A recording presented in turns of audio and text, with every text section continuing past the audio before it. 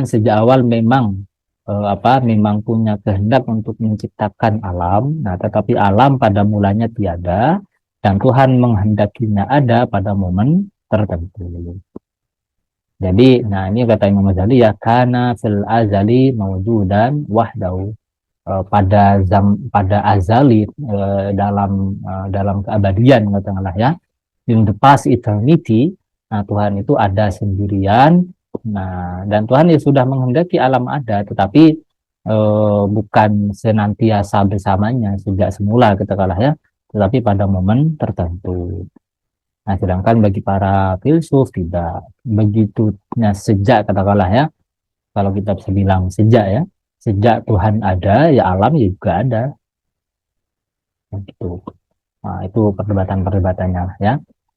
Nah, Tuhan mencipta itu bukan karena dia punya kepentingan atau apa ya, dia mencipta demi apa? Demi memanifestasikan kudrahnya, kuasanya, dan demi merealisasi kehendaknya. Jadi memang alam sebelumnya tiada, tapi tiada di mana? Katakanlah tiada di luar Tuhan sebagai objek ciptaan. Nah, tetapi dia sudah ada sebagai Sebagai objek pengetahuan Tuhan. Sebagai objek pengetahuan Tuhan, kemudian sebagai objek dari kehendak Tuhan, karena Tuhan menghendaki alam ada dan ada dalam formasi dalam bentuk tertentu gitu misalnya. Seperti misalnya tata surya kita, bumi ada di urutan ketiga dalam urutan kedekatan dengan matahari dan seterusnya dan seterusnya. Jadi Tuhan menghendaki alam ada dalam spesifikasi tertentu, bukan dalam spesifikasi yang lain misalnya. Dan Tuhan merealisasi apa yang Dia kehendaki itu. Nah, jadi gitu. Jadi sekali lagi bukan berarti creatio ex nihilo secara absolut ya, dari absolute nothingness gitu, termasuk dalam pengetahuan Tuhan gitu. Enggak. Ya, alam memang tidak ada di luar ya, di luar Tuhan katakanlah, tetapi proses penciptaan itu adalah proses proses eksternalisasi dalam satu arti ya.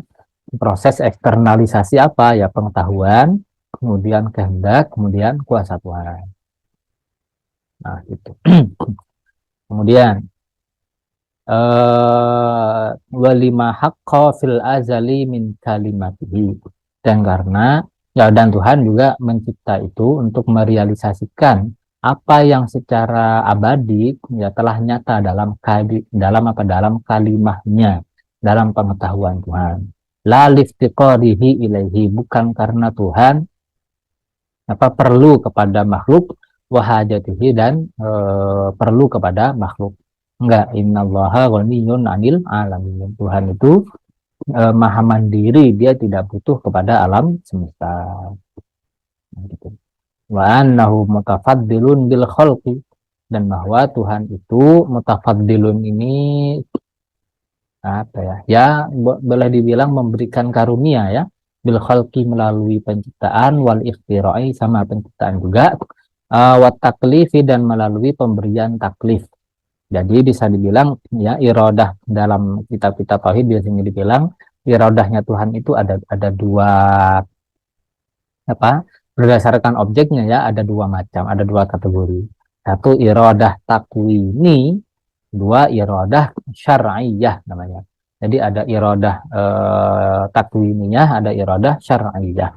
Iradah takwiniyah itu seperti Itu Tuhan menghendaki keberadaan sesuatu. Itu namanya iradah takwiniyah, bahwa kita ada, bahwa alam semesta ini ada, itu namanya dikehendaki secara takwini. Nah, kemudian ada lagi iradah syar'iyah, yaitu bahwa Tuhan menghendaki agar kita itu sholat misalnya, agar kita itu puasa di bulan Ramadan. Tapi kehendak ini bukan kehendak eksistensial ya, maksudnya sekali lagi sebagai objek ya. Ini bukan kehendak eksistensial, tapi maksudnya Tuhan menghendaki, dengan kata lain Tuhan memerintah. Nah, gitu. Tuhan memerintah agar kita berpuasa, agar kita sholat dan seterusnya. Itu namanya taklif, itu namanya iradah apa? Syar'iyah. Nah, dia mencipta dan dia memberikan taklif itu la'an wujudin, bukan karena dia niscaya, karena dia harus gitu, enggak. Oke, bukan karena dia harus, enggak. Nah, ini nanti bisa bisa apa istilahnya equivok ini ya, wujud ini. Para filsuf bilang Tuhan mencipta itu karena dia niscaya mencipta. Jadi dengan demikian an wujud kalau kata para filsuf. Tetapi wujudnya Tuhan itu bukan karena diwajibkan oleh yang lain. Para filsuf nggak bakal bilang apa Tuhan mencipta. Kenapa ya? Karena dia harus mencipta. Siapa yang mengharuskan ada pihak lain? Enggak. Para filsuf nggak bakal bilang itu. Tapi apa Imam Ghazali ini saya perlu cek lagi ya. Apakah la'an wujubin ini juga termasuk seperti dalam pemahaman para filsuf apa enggak. Tapi kalau di Imam Ghazali sendiri pada umumnya ya di Ar-Risalah Al-Qudsiyah nanti kita akan baca juga. Nah, la'an wujubin ini diartikan bahwa Tuhan mencipta itu bukan karena dia harus. Seakan-akan kalau wajib itu berarti kalau Tuhan mencipta berarti nanti Tuhan dapat pahala gitu. Enggak ya, seakan-akan kalau Tuhan tidak mencipta dia dosa itu enggak. Itu namanya la'an wujub. Nah, jadi Tuhan mencipta kenapa? Ya karena dia Tuhan mencipta apakah karena dia niscaya atau apakah karena dia harus? Tidak, tapi karena dia menghendakinya secara bebas. Nah, jadi ya, karena Tuhan punya kehendak bebas, jelas lah ya iradahnya itu. Nah, dia memilih untuk mencipta, bukan karena harus, bukan. Nah, kemudian wa mutatawwilun bil in'am. Dia juga memberikan karunia katakanlah bermurah hati katakanlah ya bil in'ami dengan memberikan karunia wal islahi dan memberikan kemaslahatan. La'an luzumin tidak juga karena keharusan. Intinya